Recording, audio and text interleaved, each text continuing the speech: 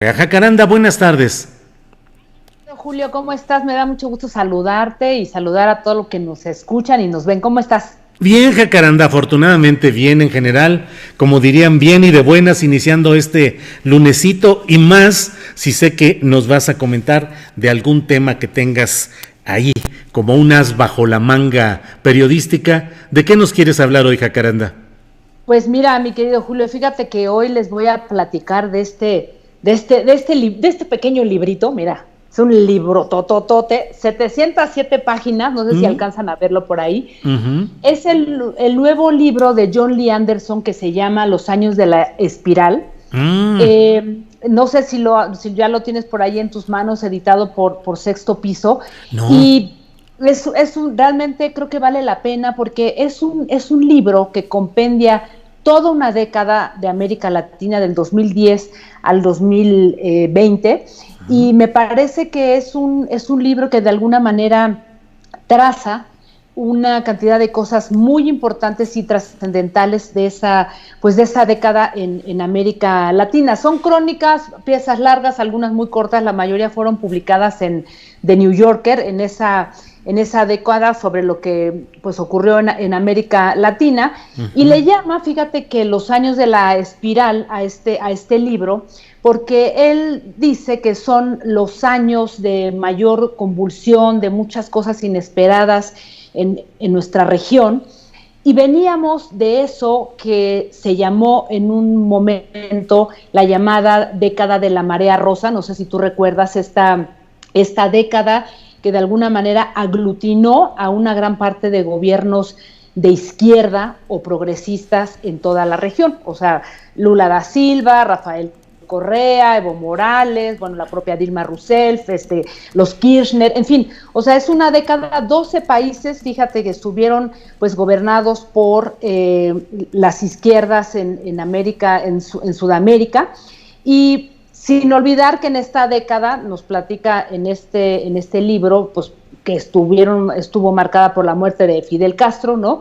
Y de Hugo Chávez, aquí a quienes describe pues como grandes aliados y como grandes amigos, mientras que pues dice que en esta década Rafael Correa, Lula, Dilma y el propio Evo Morales pues cayeron llamémosle, en desgracia, porque fueron sus gobiernos acusados de corrupción, encarcelamientos, en fin, una época muy complicada, y sobre todo que es una década, Julio, en la que se obtiene tristemente para nuestra región, por supuesto siempre incluye a México, sí, el récord mundial con más homicidios, feminicidios, creció el crimen organizado, ¿no? Se acrecentaron las desigualdades y tristemente América Latina se consolida, como le llama John Lee Anderson, la cuna mundial del narcotráfico.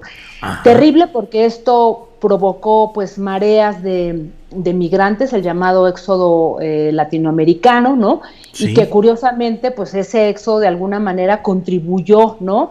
O fue la piedra de toque para el fenómeno Trump, con toda la xenofobia y el racismo pues que conocemos hasta estos días. Es la década también del 2010 al 2020 en que surgen lo que se llaman los populismos de derecha, como Donald Trump, Jair Bolsonaro, ¿no? Y ahora podemos ver a este presidente Nayib Bukele ahí en El Salvador, también un personaje tremendamente impresentable. Y bueno, una de las grandes tragedias en América Latina, sin duda, en todos los niveles, tanto en gobiernos de izquierda como de derecha, es el de la corrupción, Julio. Y entonces, después de leer no he terminado el libro porque pues, es muy grande, y entonces estoy ahí como dosificándome algunas crónicas. Sí. Leí la de Andrés Manuel López Obrador, que ahora les voy a comentar algunas cosas, pero al estarlo leyendo, y como yo fui una apasionada de ese momento, ¿no? Leyendo y escuchando pues a varios de los líderes de América Latina, yo me pregunto, ¿no? ¿Cuál es el papel de México en este momento en el que no hay toda esta llamada corriente de la marea rosa, sino que al contrario estamos viviendo una especie de desprestigio, digamos, de estos gobiernos, ¿no? ¿qué va a aprender México? ¿Qué va a aprender de estos digamos que de estos gobiernos, más allá de toda esta absurda e ignorante comparación que se ha hecho de Andrés Manuel con Hugo Chávez, porque son dos contextos, dos circunstancias, no tiene nada que ver, que eso me gustaría después comentarlo más adelante en otra participación, porque creo que ahí hay algo muy interesante que nos debe de llevar a reflexionar en que no tiene nada que ver, pero sí habría que entender por qué se le ha comparado a Andrés Manuel con Hugo Chávez, ¿no?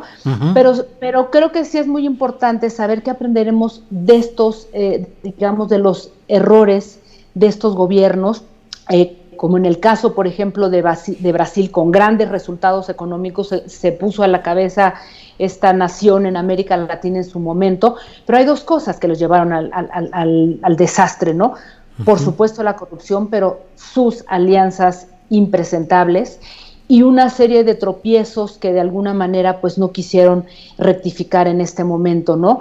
Otras cosas que yo creo que son importantes a tomar en cuenta en esta década, de esta década, que además fueron considerados como la época post-neoliberal, Julio, sí, ¿no? O sea, creo que hay que tenerlo muy en cuenta. Es que la mayoría de estos gobiernos, salvo el de Mujica, que por cierto no aparece aquí en las crónicas de John Lee Anderson, tiene que ver con este ejercicio del presidencialismo de una manera muy personalista y cómo se usa a la figura, digamos, del pueblo, ¿no? Como fuente de inspiración tanto narrativa como estética, ¿no? Como política.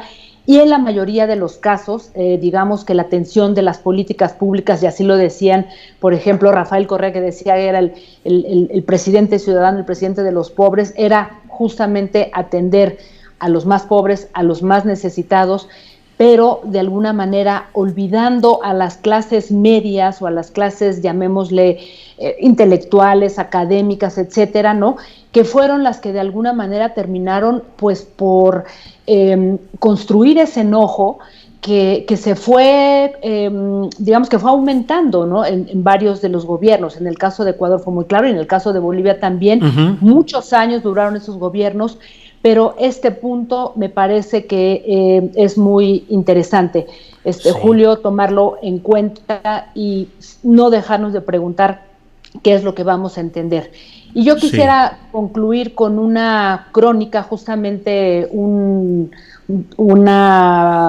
digamos que un bordado que hace de la personalidad de Andrés Manuel López Obrador y digamos que de la manera en cómo ejerce el poder, porque lo acompaña John Lee Anderson durante varios meses antes de la elección del 2 de julio de 2018, sí. Y en esta crónica, o sea, digo, para que nadie nos llamemos a sorpresa, ¿no? O sea, porque Andrés Manuel todo el tiempo trazó cuál iba a ser su ideario, cuál era su pensamiento, y por supuesto siempre fue claro en que iba a terminar con la corrupción, etcétera, pero hay algo que me llamó mucho la atención, sí, y que le decía John Lee Anderson a Andrés Manuel López Obrador. Le decía: oiga, presidente, muchos mexicanos se preguntan si usted ya moderó sus creencias radicales de antaño. Y él le dice: no, siempre he pensado de la misma manera. Entonces usted no está dispuesto a cambiar, y le dice: no, bueno, de alguna manera yo soy un hombre que actúo de acuerdo a las circunstancias.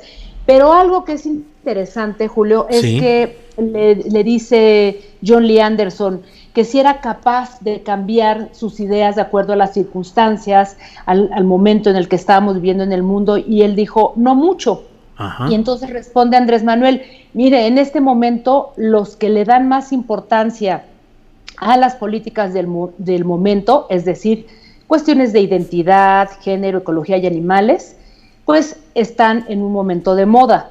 Sí. Y está en el otro campo, que no es la mayoría, pero sí es el más importante, que es la lucha por la igualdad de los derechos de todos, y este es el campo al que yo suscribo. Claro. Entonces, creo que es interesante ver el pensamiento digamos que, pues, de Andrés Manuel López Obrador, el momento en el que nos encontramos, de saber que creo que tenemos mucho que aprender de lo que ocurrió en América Latina, sí, y ojalá que ahora, bueno, pues podamos caminar hacia esto que ha llamado el presidente, pues la lucha por por todo, digamos que todo un movimiento antineoliberal que ya se dio en América Latina y que tuvo sus propios errores. Así es que no perdamos de vista esto, Julio, y pues con la recomendación de verdad de echarse un clavado a este gran libro de John Lee Anderson, a quien por cierto vamos a entrevistar en un par de semanas, ya les contaré aquí más adelante. Bueno, Jacaranda, pues ya estaremos atentos a esa entrevista que nos anuncias que puede darse próximamente, y por esta ocasión. Sí, bueno, pues hay que buscarla y estaremos atentos a ello y a tu programa del próximo jueves, Debate en Canal 22. Jacaranda, como siempre, muchas gracias. Mucho, Julio.